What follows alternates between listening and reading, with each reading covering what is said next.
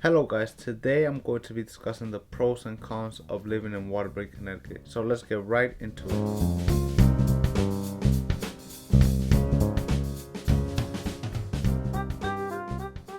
Pro that most people know about Waterbury is that it is affordable. You can usually get a 3-bedroom, 1 to 2 bathroom home for around $200 to $250, and those prices are cheap compared to other areas of Connecticut. Another pro of Waterbury, Connecticut is that Waterbury is 90 minutes from New York City, and Waterbury actually has 2 highways that go to New York City. Another pro that people don't talk about is that there is some areas in Waterbury where the school system is good. Not all of Waterbury has great school systems, but there's some areas like Bunker Hills that offer good schools to the people living there. Bunker Hills is one of the better areas in Waterbury, so a house there, 3-bedroom, is gonna cost you around 250 grand. Another pro about Waterbury is that it has a strong population. Last time I checked, it had around 100k people living there, and Bridgeport City is one of the biggest cities in Connecticut, and it has about 130k. Therefore, that means that Waterbury has a very strong population. This could be a pro and a con. If you like living around other people, then this is a pro. If you don't, then it's a con. Another pro about having so many people living in one place is that usually there's a sense of community. Another pro of living or investing in Waterbury, Connecticut is the fact that it is investor friendly. At the moment, there's some houses that are being sold that I don't know who's buying them,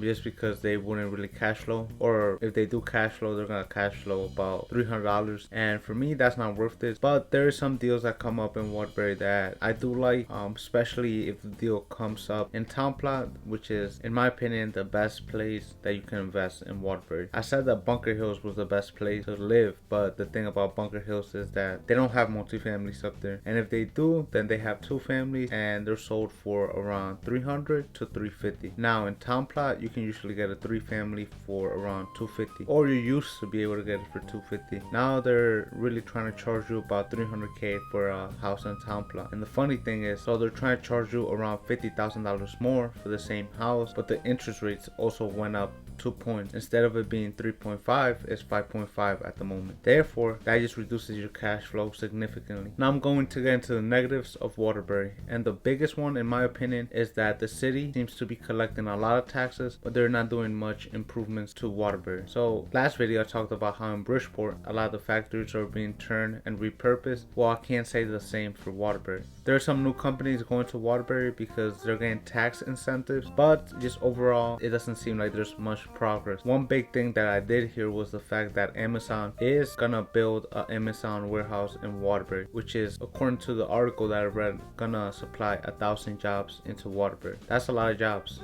The second negative of Waterbury is that the poverty. It's not that hard to find it there. If you drive anywhere that's not Bunker Hills or one of the other areas that has a good amount of money, then you're gonna notice poverty. There's a lot of homeless people, there's a lot of drug addicts. It's not hard to find. You can just drive around at any point in the day and you'll probably see this going on. The third negative is actually the school system. You might be thinking, how do you make that a pro and now it's a con? The reason it's a con is because, like most of you guys know, and a lot of people that are not from there might know, is the fact that most of Waterbury doesn't have a good school system. It's just very dedicated areas that have good system. For number 4, it was another one that I use as a pro, but now I'm gonna use it as a con, and that is the population. There is a lot of people. Any time of the day that you go to Waterbury, you're gonna see people walking around. It's just a very busy city, and that is because of the strong population. The final con is the crime in Waterbury. There's a lot of crime. People I help buy there, they're from there, and that's the first thing they tell me. They tell me about the crime. They tell me to be careful to go to certain areas, and I know they're not lying. So for sure, I think the biggest con is the crime. Thank you guys so much for watching this video. Hopefully you guys liked it, and consider liking, subscribing, and commenting if you have any questions.